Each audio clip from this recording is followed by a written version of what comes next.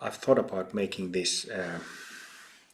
I've struggled with this idea of becoming a YouTuber, and I kind of at one point already decided to start making YouTubes, but then it doesn't come naturally, so I haven't done it. But speaking of this, yogic grit is something that I spun around in my head, that has been spinning around in my head recently, and this was one of the topics that I was planning to make a short YouTube, but I haven't. But now that it came up, let's talk about that yogic grit. Well, you can think about this from different perspective, but one thing that we need to have, we were discussing the requirements that you need to have to attain full enlightenment, Buddhahood in this life. So having a teacher or a guru, having a method, being healthy, having basic necessities, at least those factors, and those include our own effort, of course, and that includes yogic grit. What is that? We need to have determination. We need to be more determined than what is the animal? What is the husband of a sheep? Is it ram that has the horns? Ram? You know, rams are very stubborn and they just keep pushing with their heads and horns, right? But we need to have practitioners, because we work with extremely stubborn ram-like habits of ours and darkness of ours. We need to have absolutely solid determination. And this doesn't mean that in the beginning we have it. It's something that develops, becomes stronger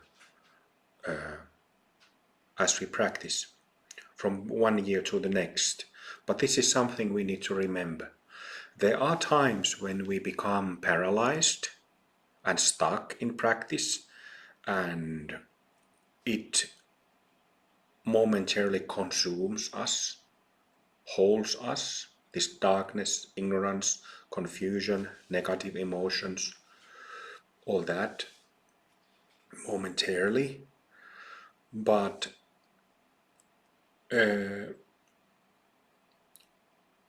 a favor that we need to do ourselves is to build this,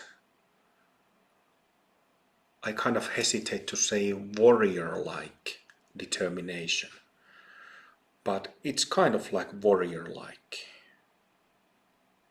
Being extremely serious about what we do. And here and always I'm speaking in the light of that goal of Tantrayana and Tantric Yoga. The goal of reaching full enlightenment in this life, in these bodies. And determination, not giving up, is something that we need.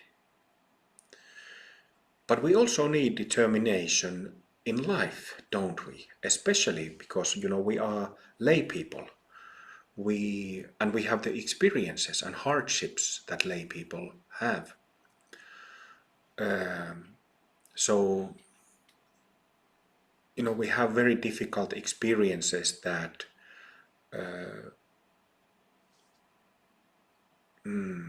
makes us feel weak, makes us doubt ourselves, doubt our decisions. Very difficult struggles we experience. And it's all right to doubt, but we cannot stay in the state of doubt. We cannot stay in this. It is samsara. It is actually samsara if we just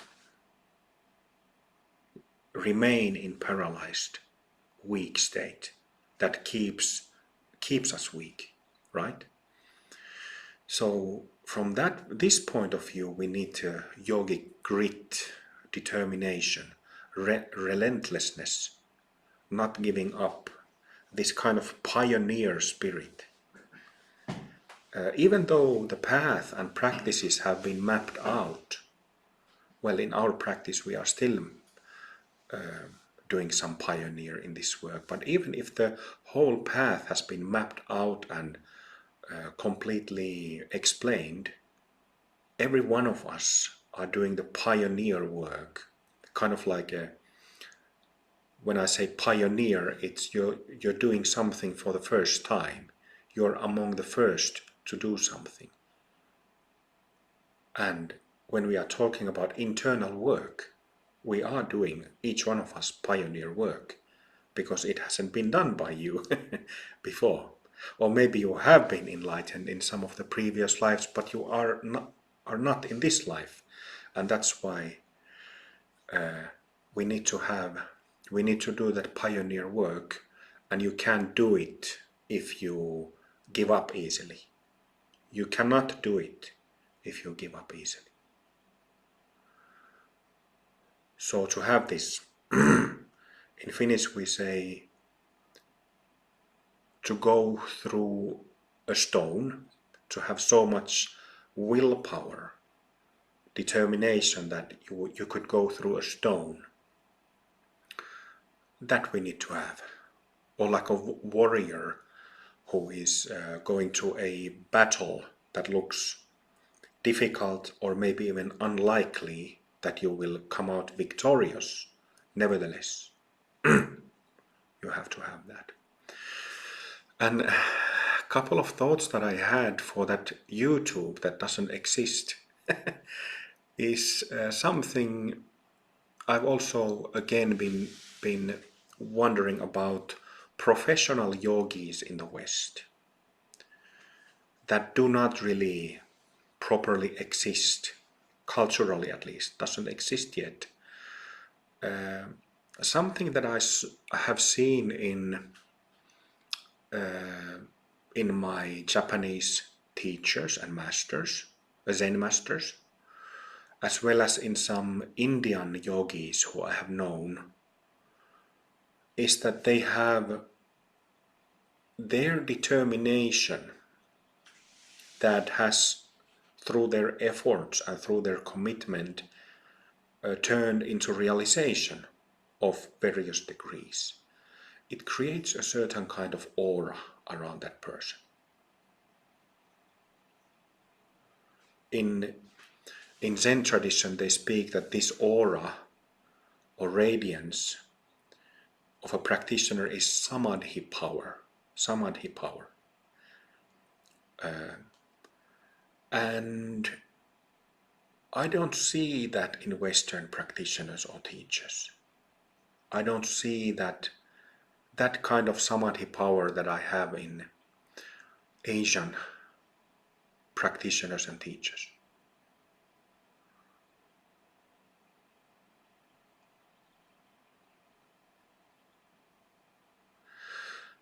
So,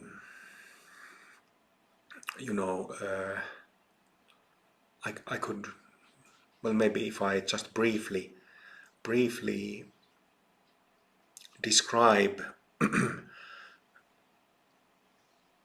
when you are in the presence of somebody who's an advanced practitioner, teacher or not, it should affect the whole space where that person is. It should be seen from the way how that person carries her or his body, embodies her or his body. It should be apparent how that person moves, takes steps, walks. It should be apparent. And this is the samadhi power that with my teachers,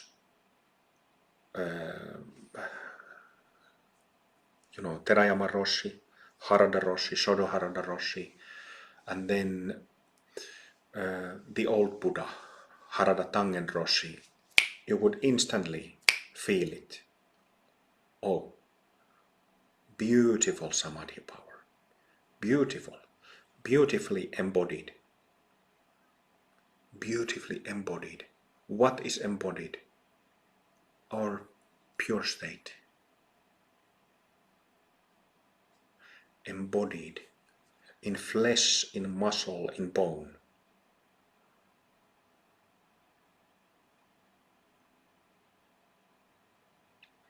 And that I don't see in Westerners. Haven't seen. Well, there's actually one single American-born Zen teacher who's lived for decades in Japan who has that. But he's lived in Japan for 40 years, so but when I look at Western Dharma teachers, I don't see that. I don't see that. But how should I tie this to the professional yogis thing? So we need professional yogis in the West, because yoga is the art and science of healing, of course, but also the art and science of existence, true existence or reality. When samsara is basically an elaboration of fantasy and imagination, the opposite of reality. So I've been thinking kind of how to talk about this topic of professional yogis, and how would it be actually, how practically somebody, a Westerner who wants to become a professional yogi, make a living as a teacher, as an instructor, perhaps as a healer, how you would actually go about it. Like I've gone. I could have been smarter with many things. Finances first and foremost. But nevertheless. But the thing with yogis and yoga is that, like I've said so many times, I haven't spoken about professional yogis in perhaps few years, but when I did 4 or 5 years ago, priests, doctors, psychologists are not capable of doing what yogis can do. The expertise that we can gain from yogic practice is different. It's not from those fields. These three, being a doctor, psychologist, priest, are kind of closest you can compare in Western culture. But yogis are not any of these, even though, through yoga you will learn healing skills a little bit, you will learn something about psychology, and then about, being born and dying, and sometimes you might be asked to be in a position of like a priest in a wedding, right? But nevertheless, it's a different category. And we do not have yogis in the West. We don't have a culture of yoga. They didn't have a culture of yoga in Asia, if you go far back enough. 1,000 years ago. If you went to Tibet 1,500 years ago, Buddhism wasn't there yet. Isn't that interesting? Well, India is a different animal, because India is the physical home of all dharmic traditions since many tens of thousands of years ago. But, Dharma went to Tibet, to all the Asian countries little by little spread, and it wasn't there before that. In the West, we are in a similar situation. It is not here yet properly. It hasn't become like something that belongs to the culture. It's something on the edges, in the margin, you know. But it's not really cultural. And well, each one of us, this is a very personal thing. I'm talking to you. I'm not talking to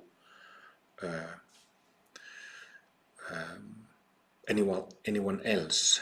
And just presenting this matter that from the perspective of bodhicitta, that if you feel called to if you feel called to become a pioneer of yoga, professional yogi in the West, you have the opportunity to do that. But also tying this to this yogic grit, it means that we have to get trained as a professional.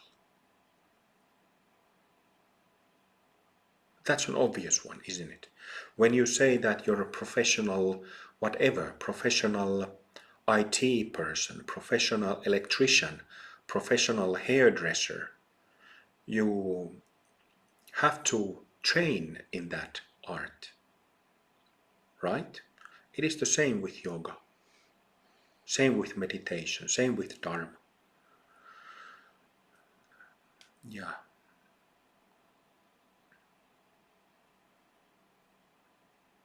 If we think of something really simple, my sister's son, a year or two ago, became a car mechanic,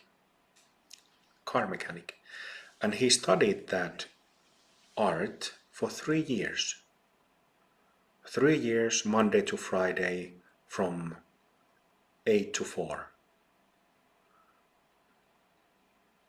It's kind of like in Tibetan tradition, it's actually a modern invention, relatively modern. It hasn't existed but a couple of 100 years, but they have the 3-year, 3-month, 3-week retreat.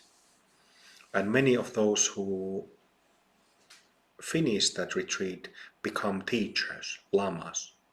Not all do, but many of them do. Maybe even most of them do. But that's 3 years, 3 months, not doing anything else. And it depends on tradition, but I remember talking to my good online friend Lama Tashi Manox, who's widely known as a Tibetan calligrapher. He was telling me about his 4-year retreat that he did back in the 80s or 90s, or when was it? They have a box retreat, sitting box retreat, which means that they have this like a deep box made of wood that you go, it has enough space inside, you know, it has the bottom and it has the 4 sides, but it doesn't have a top. So you go inside the box and it has enough space for you to sit in lotus posture. That's where you do your practice, and that's where you sleep, sitting up.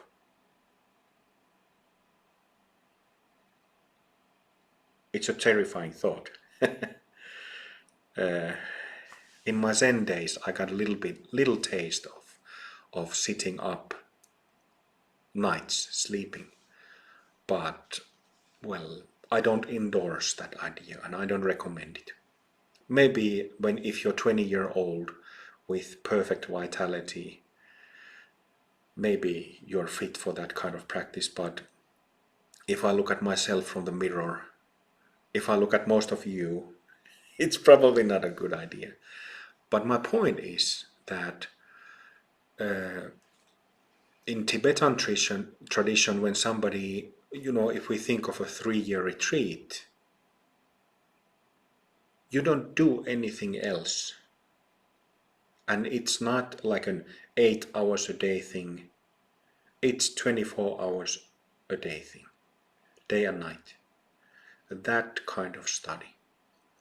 Well, it's the way how the thing has been set up in the Tibetan Buddhist system.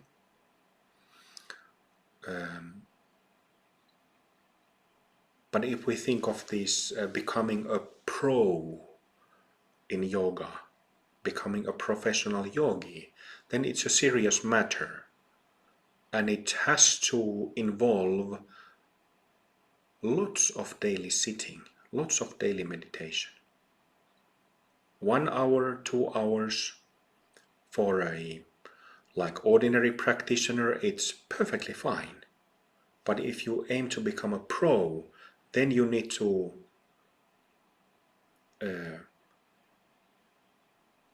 the intensity of study, the intensity of learning needs to be different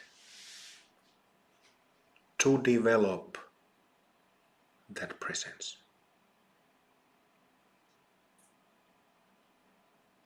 And also to, as a learning experience. The thing with being a pro means that for somebody who's just, if we think of our Sangha, somebody might be very focused and clear about attaining Buddhahood in this life, and we have practices for it, and there is effort for it, and all that. But maybe the person doesn't practice but maybe an hour a day, hour and a half, maybe 2 hours, 3 hours on Sundays. And this is perfectly fine. But it is simply the case, if you think about it, that if you sit more, if you spend more time in natural state, meditating, feeling into your body, looking at your mind, looking at your stuff, instead of 2 hours, if you spend 6 or 8 or 10, you will see things and experience. You will have more experiences than if you just sit for an hour or hour and a half.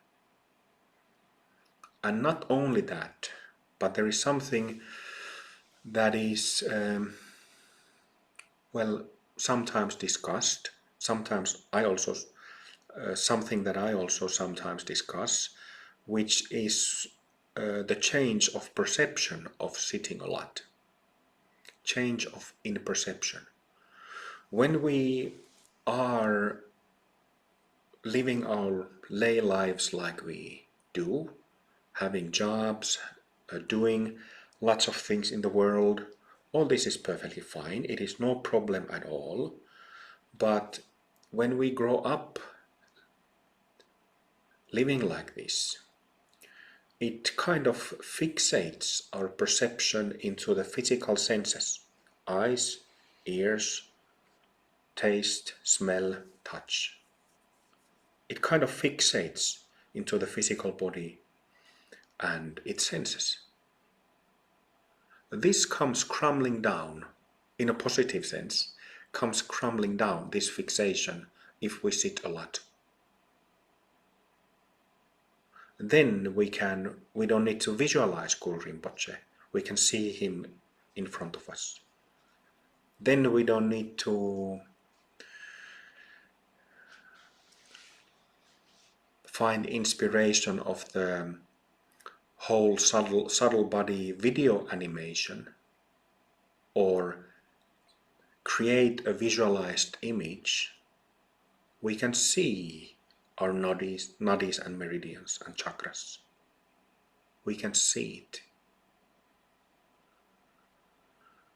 Then we no longer need to believe in Guru Rinpoche's Pure Land or other pure abodes of the Mahasiddhas, we can see and visit those places. If we sit a lot, we probably will have out-of-body experiences. And when we do, it completely removes our fear of death. And suddenly we understand, oh, this is what powa is, this is what yoga of death is. This is how it feels to leave the body or be ejected out of the body. All these things. This is the, what else should I say? Well, maybe you already understand what I mean by crumbling down of the fixation of the physical body and physical senses. And this is the, how do you say, material, the heart and soul, the experiences that turn into skills and understanding, turns into skill set when you become a professional yogi.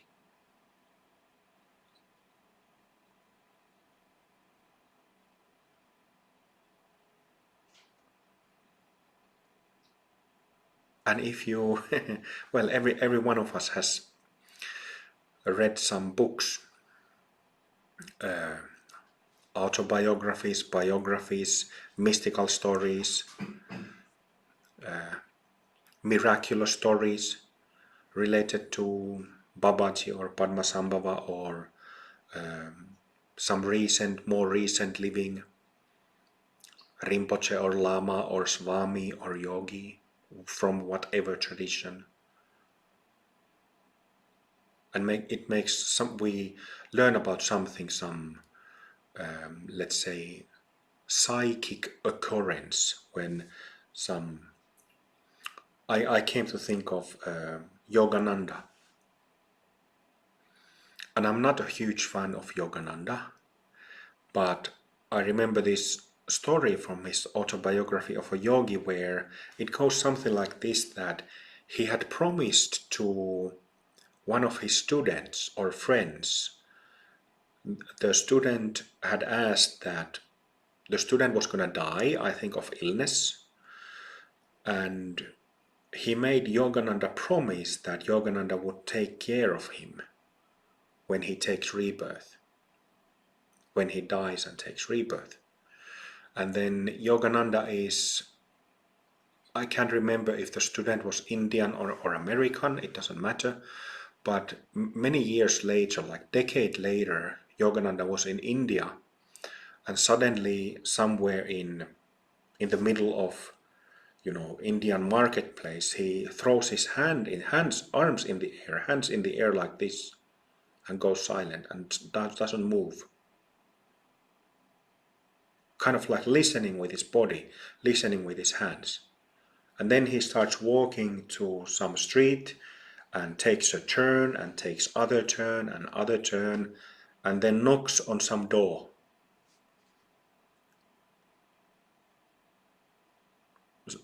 People, he's never been there. The people living there has never seen Yogananda. And it turns out that they have a child who is whatever, 8 or 9 years old. And the child, I believe the story tells that the child remembers Yogananda. And it's like an emotional moment when they meet again. That kind of stuff, that's the professional yogi stuff.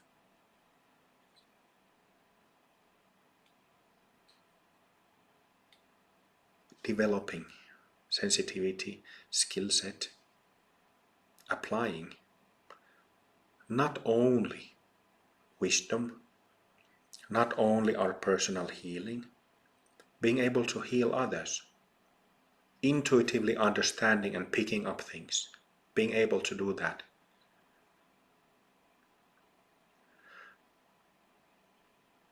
Understanding how to deal with something, how to fix something. without needing to go to bookshelf and what did Swami X say about this or that, which is also fine. But when you become a pro, you become a pro. If we have a professional plumber who knows everything about plumbing, they will tell you exactly how, whatever plumbing problem you might have, they will tell you exactly how to fix it and what's the problem. And so it is with any other professional of other fields. They will know exactly. That's the thing. And in the West, we simply do not have. We have lots of teachers. And if I have to be a bit critical here, who have become kind of yoga teachers or meditation teachers, taking that as a career choice. But we don't have such pros in the West. We don't. Maybe one or two among thousands and thousands. But this is the difference between pros and amateurs. And one can still, this might sound kind of silly, but I think that it's possible to become a Buddha and fully enlightened being, but not necessarily have that much, not necessarily have had that many experience, not necessarily have that many skills. What is a Buddha? A Buddha is simply an enlightened being. But what experiences that person practice experiences, other meditation related experiences that person had before becoming a Buddha, that can vary a lot. This is something I've talked about. Do you remember when I've spoken about what I've spoken about is Guru Padmasambhava's terma traditions that he has given for his close disciples to reveal over centuries. So to give a nutshell reminder, Padmasambhava assigned his 25 closest disciples, his heart disciples, to reveal these dharma teachings over the many centuries up to our days, from his days up to our days, so that his tradition would stay alive through these centuries.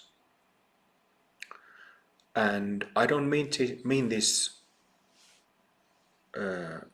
critically at all, only analytically, but so Padmasambhava is the one who is the origin of those terma teachings, these hidden and revealed teachings that have been revealed by many Rinpoches and Lamas since his days.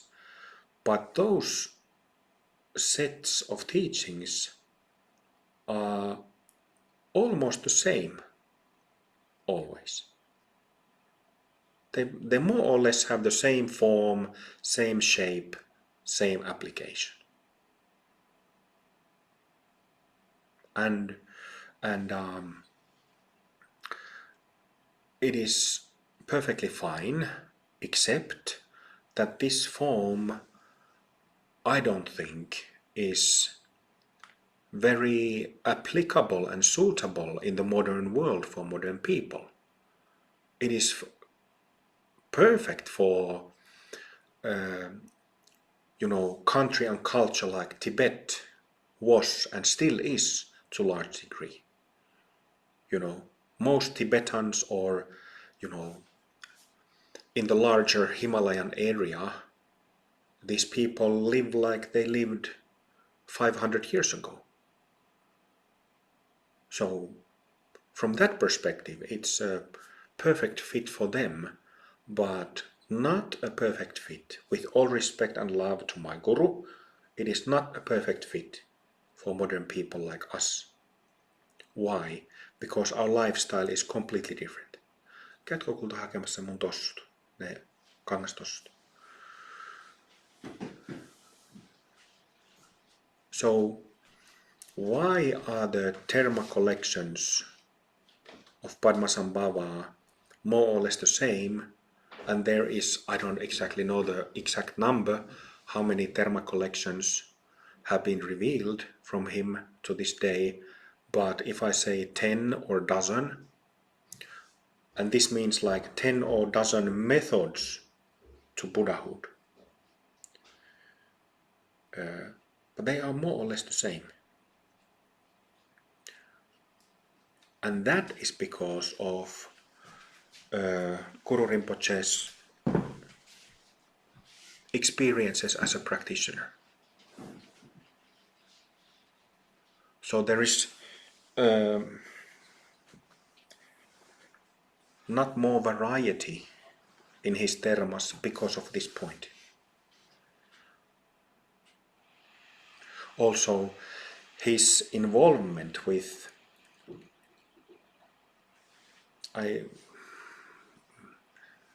can I say this? It's his lack of involvement with other traditions is also a factor. And I'm saying this with total love and dedication to him. But that's an example of this.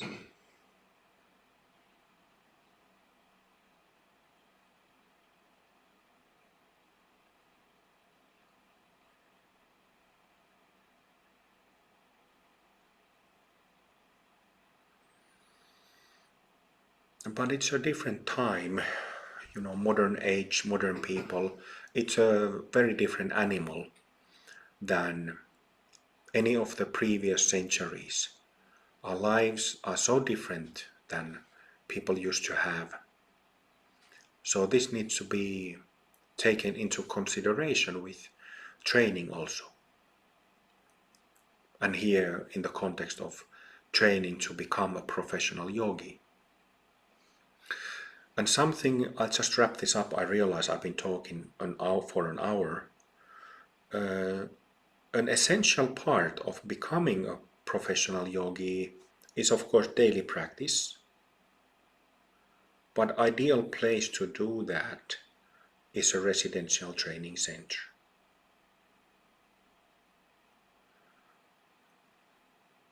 An ashram, a temple. In our lineage we don't have like a proper residential training center yet, but we will have at some point. But I spent my retreat years from January 2003 until November 11th, 2011, so 8 years and 10 months. I was sitting, as you know, 8 hours or more every day. And most of that time I was in Japan during that time. I also went to India 2 or 3 times during that time. But most of it I was sitting in my own home. I was living in closets and cellars and all kinds of little places that were extremely cheap as possible, that you could stay there and practice. Sometimes rented apartments. But most of that retreat I was on my own, sitting on my own. So even if we don't have a retreat place and you feel like, yes, this is my thing, I want to become a pro yogi, you can do it yourself. You just have to start sitting a lot. Yeah. I was, though, during those years, I was studying first with my Swedish Zen teachers, then of course in Japan with Japanese teachers and masters. And after my Zen days, I was constantly in touch with Shivakami, emailing every day. And during those trips to India, I went to receive teachings closely from a couple of Kriya Yoga lineage holders, Indian yogis. I don't usually say their names because I don't endorse them. There were problems later. But that's how I did it. And to come back to that yogic grit, I had that determination. Coming from a need, a desperation really. I remember when I found practice, when I started Zen practice in January 2003, when I grabbed the handle of the Zen center, the door, when I grabbed the handle, that moment there was an energy surge going through my body, and I realized that now I found it. This is something that I will do the rest of my life. I'd been seeking it for the previous 4 or 5 months systematically. I knew that the time was ripe, that now it's closing, now I'm finally finding my way. And then I just started sitting a lot. From the very, very first day of joining the Zen introductory course, I simply started sitting. The very next day, all day. And if I was in situations where, I still was working, and if I was in a situation where I needed to work, I needed to have some income to pay for my rent, food, telephone bill, I prayed my ass off to my gurus to help me to find such a job. And it might sound like a small, insignificant thing, asking a guru to find a good job. But my desperation and determination when I was praying for those things, I didn't have any other thoughts in my mind. I was crying when I was asking for these things, because this was the path, this was the thing that I really wanted to do.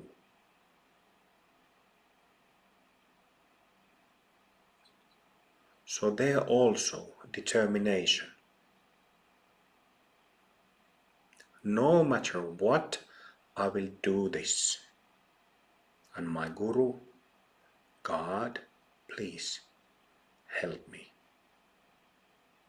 to do this.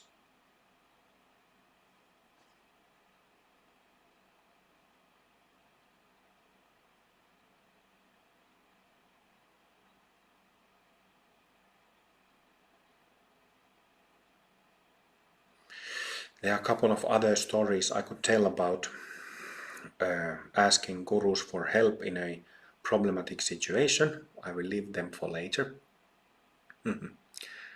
But I also have these stories. I usually don't, well, maybe you've heard me talk about a couple of these things in few interviews that have been done, but I usually don't talk about this stuff because I felt that maybe it's not that interesting, maybe it's not that important, but I realized that it's actually very important now that I'm speaking about this. It is important for me to speak about how I became a pro in this thing. And it doesn't mean that I'm perfect. Still, I don't feel that I am perfect as a teacher. Socially, definitely not. Definitely not. But if I think of all the work that I've done and practice that I've done, laying the very solid foundation during those 8 years and 10 months of retreat, I still learn new things, but also I can confidently feel that most of the stuff with internal yogas, even external yogas, physical yogas, I know most of it and have confidence. And because of that, I see how the practice works in my students. I know that I'm not teaching some, how do you say, less than professional stuff, vague stuff. I know exactly what I teach. And that's how it should be. A professional plumber knows exactly. A professional doctor knows exactly.